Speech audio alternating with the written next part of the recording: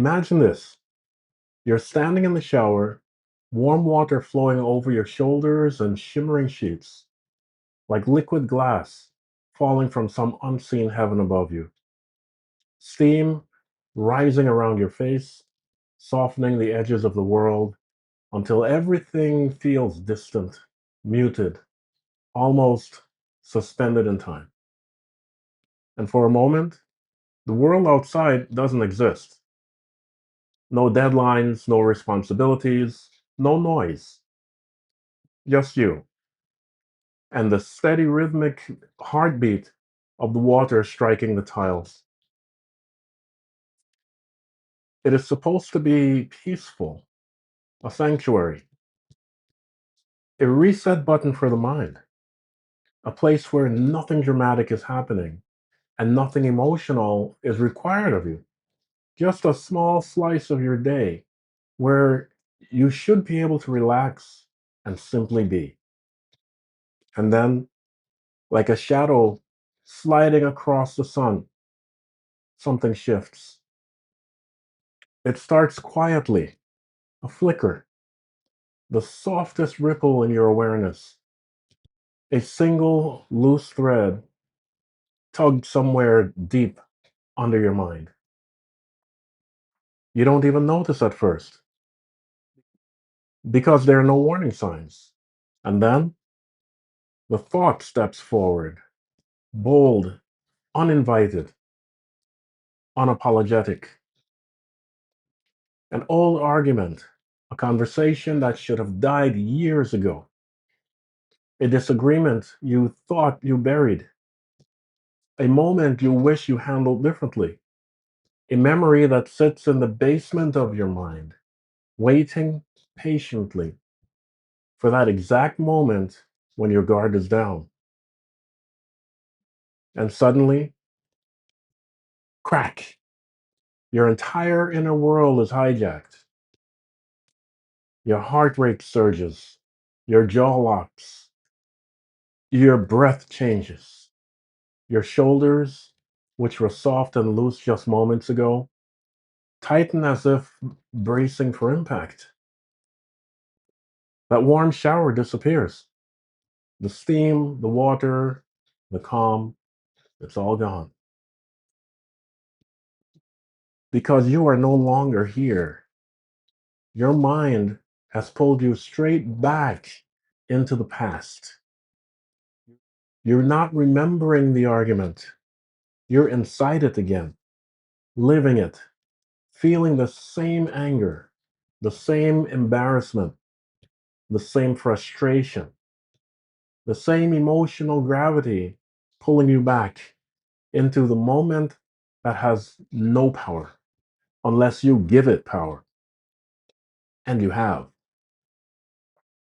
Your body reacts as though the threat is unfolding right now. Your nervous system lights up, your stomach tightens. And here's the surreal part: nothing is actually happening, nothing is wrong. No one else is in the room with you. There is no danger, no argument, no confrontation, only a story, a ghost, a mental hologram projected onto the screen of your mind with such vivid detail that your brain cannot tell the difference. This isn't imagination as a creative tool. It isn't reflection. This isn't memory. This is mind chatter, the silent saboteur. It's a force powerful enough to ruin a peaceful moment inside a locked, quiet room where nothing exists but warm water flowing over your body and the echoes of your own thoughts. Mind chatter is that endless stream of uninvited thoughts, memories, fears, and imaginary scenarios that your mind produces on its own, without your consent, without your permission, and without any connection to any reality you're actually living in. And here's the part most people never realize. Your mind cannot tell the difference between what is real and what is vividly imagined. Your reaction is the same, regardless of if the imagined situation is real or not, regardless of if it happened in the past, is happening now, or will never happen in the future. The reaction and effect on your nervous system is the same. But there's another layer to this, a deeper, more human layer that most people never think about. Because if we go far enough back in history, back into the earlier stages of humanity, back into the time of animal man, there's something important we need to acknowledge. They didn't have the mental capacity you have today. They were automatic reaction machines. Early humans didn't sit around contemplating their thoughts. They didn't analyze their emotions. They didn't observe their mind chatter or reflect on their internal world. They reacted instantly, instinctively. Their minds were not designed for introspection or deliberate imagination. They were wired for survival and nothing else. If a shadow moved, they ran. If a noise cracked, they froze. If a threat appeared, their entire system flooded with one command: stay alive. That was the range of consciousness they had access to at that time.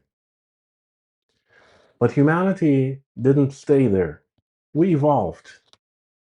And at some point, something extraordinary began to awaken inside of us: the capacity to think, not just react, not just survive, but to choose, to imagine deliberately, to shape our thoughts instead of being controlled by them.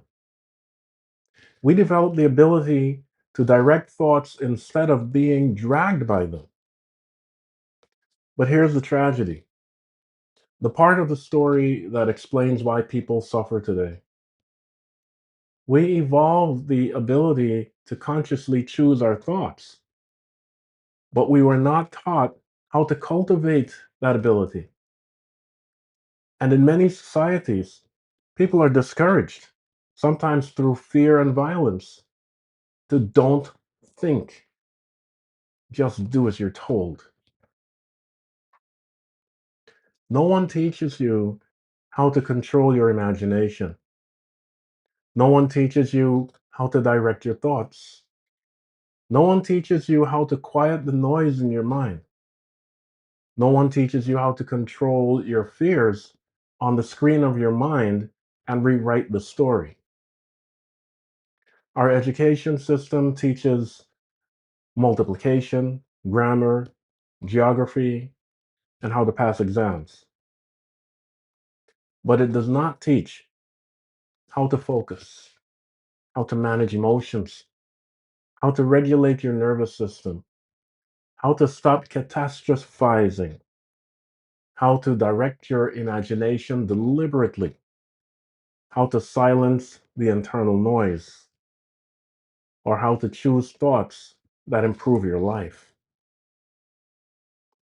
We learn how to read and write, but we do not learn how to think.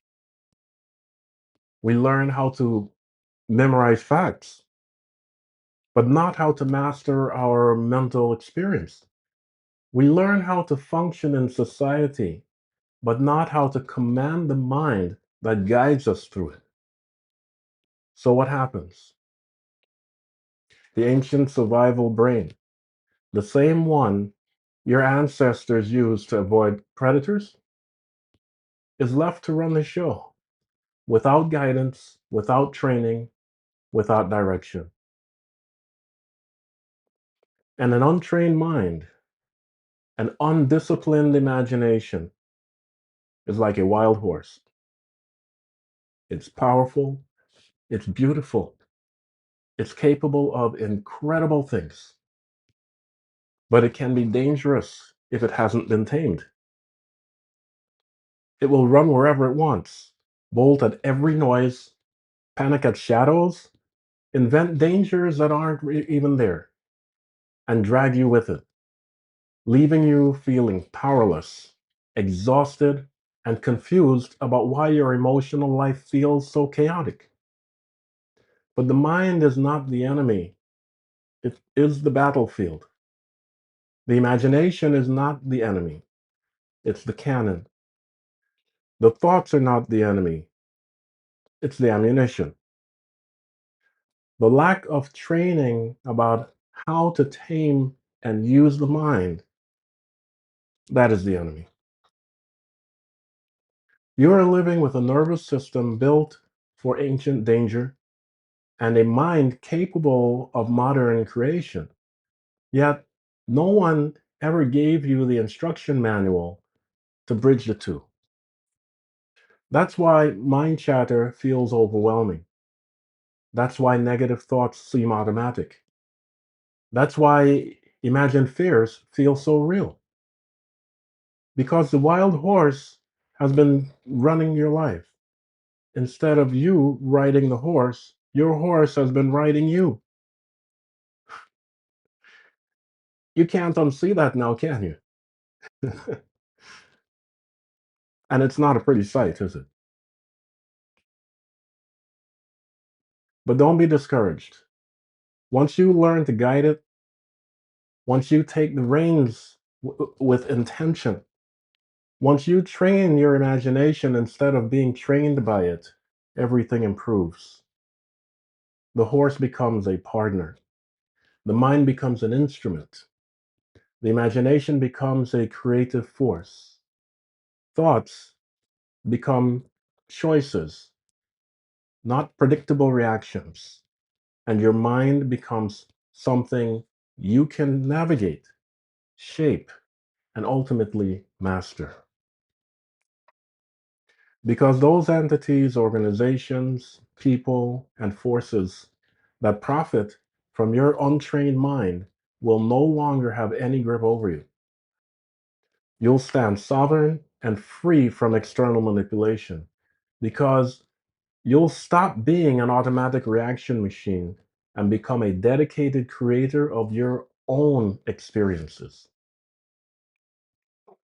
A friend of mine once told me something that perfectly captures the danger of mind chatter. He said, every time I drive to work, I end up arguing with my boss. Not literally, not in the real world, in his head. He would get in his car, buckle his seatbelt, start the engine, and somewhere between the driveway and the first traffic light, his mind would begin constructing an entire confrontation out of thin air, not based on anything real, not based on something his boss did, just pure imagination running wild, the wild horse. He would rehearse conversations that never happened. What if he blames me for something? What if he criticizes my work again? What if he tries to make me look stupid in front of the team? What if he's planning to fire me? And the longer he drove, the deeper he sank into the imaginary drama. By the time he arrived at the office, he was already stressed, irritated, drained, and mentally bracing himself for an attack that wasn't even coming. And here's the crazy part, his boss hadn't done anything. No complaint, no criticism, no conflict, not a single real event. But emotionally and physically, it didn't matter. He reacted as if he had just lived through a full blown argument. His heart rate elevated. Stress hormones flooded his system. His jaw tightened. His shoulders locked, his breathing shallowed, his mood already tanked before he even opened the office door. And all of this from a movie playing only in his mind. A movie with no director, no script, no basis in reality, yet powerful enough to hijack his entire emotional state before the day even began. This is the force of mind chatter. Silent, invisible, and unbelievably convincing. Here's another example of mind chatter that many people can relate to. Imagine the kind of mind chatter that runs through the head of someone who has a money block and has absolutely no idea that they even have one. It doesn't show up as, I have a money block. No, it shows up disguised as logic, disguised as responsibility, disguised as common sense, disguised as fear pretending to be wisdom. They may ask questions in their minds like, who am I to ask for more? I don't want to be greedy. What if I lose everything? What if it doesn't work? What if people think I'm full of myself? What if I make money and then something bad happens? What if I can't keep it? What if I'm not good enough to earn money? What if I try and embarrass myself? What if people judge me? What if I fail and everyone sees it? This is not logical thinking. It is not practicality, and it is not caution. It is mind chatter shaped in an old identity, the identity that was learned somewhere in childhood, somewhere in school, somewhere in culture, that wanting more is wrong, and that success must only be earned through suffering. Most people don't realize this is a money block. They think it's just how life is. But their mind chatter, their imagination, has betrayed them. When they think about money, their mind doesn't show them possibility. It doesn't show abundance. It doesn't show opportunity. Instead, their mind chatter shows failure, embarrassment, risk, loss, judgment, catastrophe. Their mind chatter paints dark futures instead of bright ones. And because the subconscious cannot distinguish between what is a real event and a vividly imagined one, the body reacts in the same way. Heart rate rises, the stomach tightens, breathing shortens, the shoulders stiffen. Fear spreads through the chest. Suddenly, earning money feels dangerous. Even thinking about success feels unsafe. Taking action feels impossible. All because of the uncontrolled thoughts that aren't even real, but feel real enough to control their choices and their actions, their lives. So they shrink back. They keep themselves small. They avoid opportunities. They don't apply. They don't ask. They don't try. They don't step forward. They don't claim more. Because their mind chatter whispers, don't do it. It's not safe. Stay small. Stay invisible. Stay where you are. It's better that way. That's the voice of a money block mind chatter. That's the invisible mental prison people live in without realizing it. And that's why imagination The tool behind every improvement must be trained. Here's what most people don't understand because no one teaches this in schools. Mind chatter shapes your identity, and your identity shapes your life. If the subconscious mind keeps replaying old stories, old failures, old fears, you continue to live from the past, not the present. And if the mind keeps imagining worst case scenarios, you live in anxiety about a future that doesn't exist. Mind chatter steals your life 5 seconds at a time, 10 seconds at a time, 1,000 times a day. You lose hours of emotional energy over thoughts that were never real. That's the tragedy of it. But now that you know what's broken, you know what needs to be fixed. You are not helpless. And you don't need drugs with dangerous side effects to manage your mind chatter. You just need to learn how to use your mind in the correct way, the things they don't teach us in school. Here are some tools you can use, and when you apply them consciously and consistently, your mental world begins to improve. Awareness. Notice the moment when your mind chatter is active.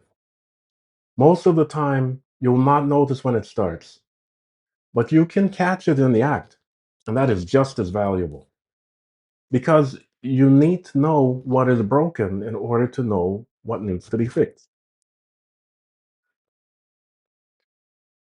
Question the thought. Ask, is this real or imagined? Is this really happening? Or is this just a story? Or just a story from the past? Replace the mind chatter. Tell your mind what to focus on instead. Replace the negative thought with a positive opposite one. If you are worried that your boss doesn't like your work, consciously imagine your boss complimenting you for a job well done. Try it right now and notice how that feels. You see, you are in more control than you think you are. Next, gratitude. Think of something you're grateful for, big or small, it doesn't matter. It can even be something that you were grateful for before and have already acknowledged. That's okay. Acknowledge it again. And then feel that gratitude in your heart. Visualization. See the outcome you want, not the one you're trying to avoid. If you're living in poverty, visualize yourself living in prosperity. Where would you be? What would you be doing? Who would you be associating with? This, my friend, is one of the keys to taming your mind chatter so it serves you instead of writing you. That is focusing on what you want, not on what you want to avoid. You have far more power over your mind than you've been conditioned to believe. And yes, you've been conditioned to react instead of think. Because people who think for themselves are dangerous. But dangerous to who? Think about that. The answer will reveal why they don't teach this in school. Let me leave you with this. Your mind is a projector. It plays whatever film is loaded into it. Old memories, imagined disasters, worst case scenarios.